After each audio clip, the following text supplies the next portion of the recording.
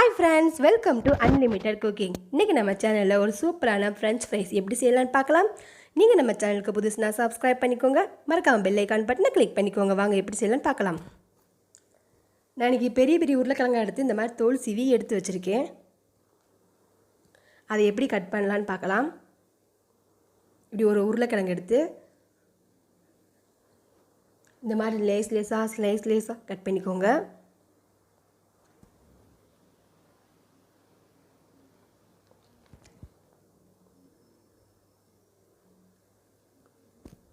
அதை இந்த மாதிரி பண்ணிக்கோங்க. இந்த மாதிரி நீளமாக நீங்கள் கட் பண்ணி எடுத்துக்கோங்க. இப்போ தண்ணிக்குள்ளே போடுறேன், ஏன்னா கலர் மாறிடும், அதனால தண்ணிக்குள்ளே போடுறேன்.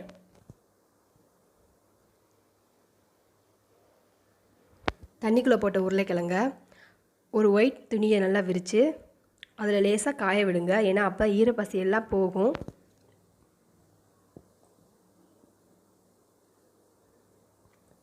ஒரு அரை மணி நேரம் இந்த மாதிரி ஒயிட் துணியில் நீங்கள் காய வச்சிங்கன்னா ஈரப்பசையெல்லாம் போய் நல்லா உலர்ந்து நல்லாயிருக்கும். பொரிக்கிறதுக்கு நல்லா பொறுன்னு வரும்.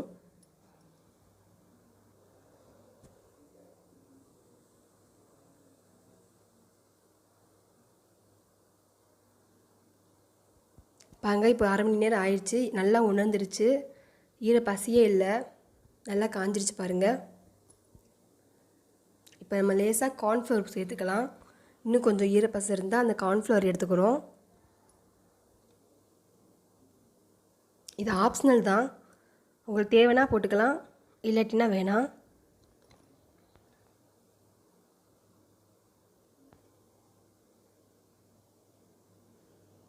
இப்போ நான் ஸ்டவ்வில் ஏற்கனவே எண்ணெய் நல்லா காய வச்சுருக்கேன். நல்லா காய வச்ச எண்ணெயை நீங்கள் சிம்மில் வச்சுக்கிறணும். சிம்மில் வச்சு நம்ம போட்டு பொரிச்சு எடுத்துக்கலாம்.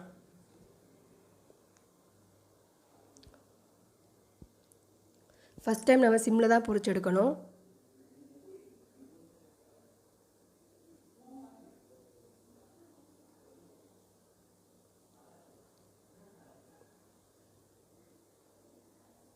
இப்போ நம்ம வச்சுருக்கிற பொட்டேட்டோவை 10 பீஸாக போட்டு நம்ம பொரிச்சு எடுத்துக்கலாம்.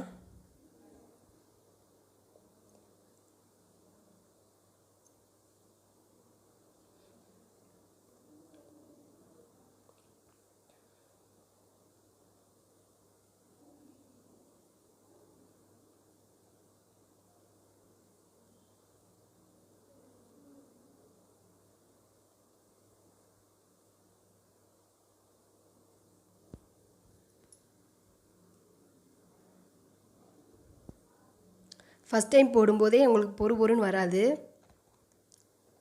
மேலே மட்டும்தான் வேக்காடாகும், உள்ளே வேக்காடாகாது.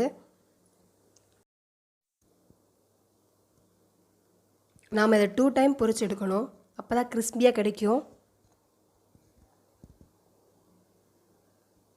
கொஞ்சம் நல்லா பெரட்டி விடுங்க.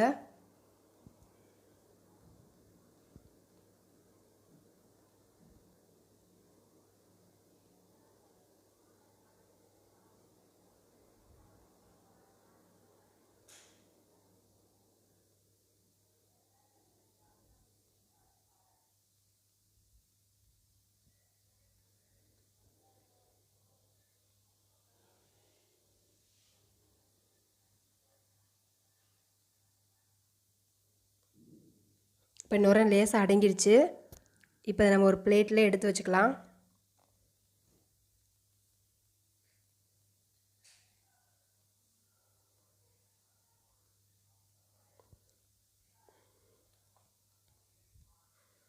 பிளேட்டில் எடுத்து வச்சுட்டு நம்ம ஃப்ரிட்ஜில் ஸ்டோர் பண்ணி வச்சுக்கலாம்.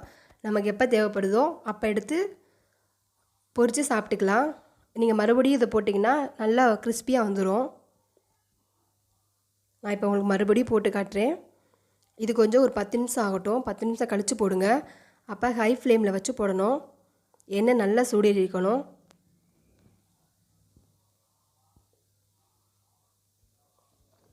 இப்போ நான் மிச்சம் இருக்க பொட்டேட்டோவை போட்டு எடுத்துக்கிட்டேன். இப்போ நான் மறுபடியும் உங்களுக்கு போட்டு காட்டுறேன்.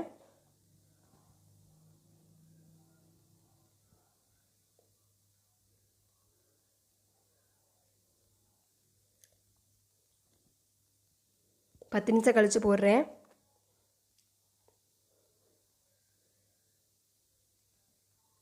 பாருங்கள், மறுபடியும் போட்டோடனே நல்லா கலர் மாறுது, கிறிஸ்பி ஆகிக்கிட்டு இருக்கு.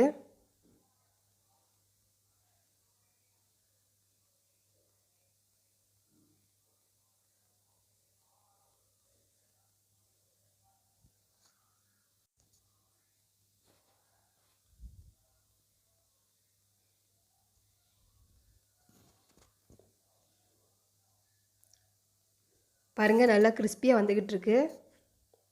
இப்போ அதை நம்ம ஒரு பிளேட்டில் எடுத்து வச்சிடலாம்.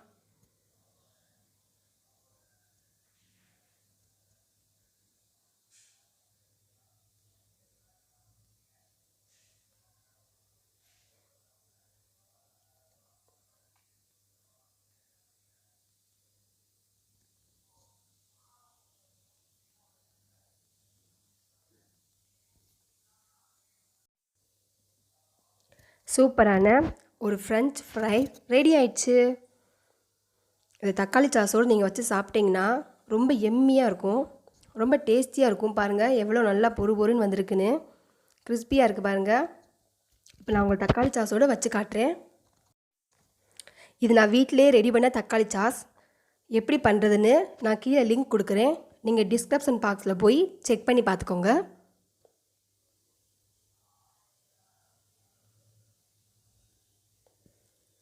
இது நீங்கள் வீட்டில் ட்ரை பண்ணி பாருங்கள். பிடிச்சிருந்தால் லைக் பண்ணுங்கள், கமெண்ட் சொல்லுங்கள், மறக்காமல் சப்ஸ்கிரைப் பண்ணுங்கள், பெல் ஐக்கான் பட்டனை கிளிக் பண்ணிக்கோங்க. தேங்க்யூ.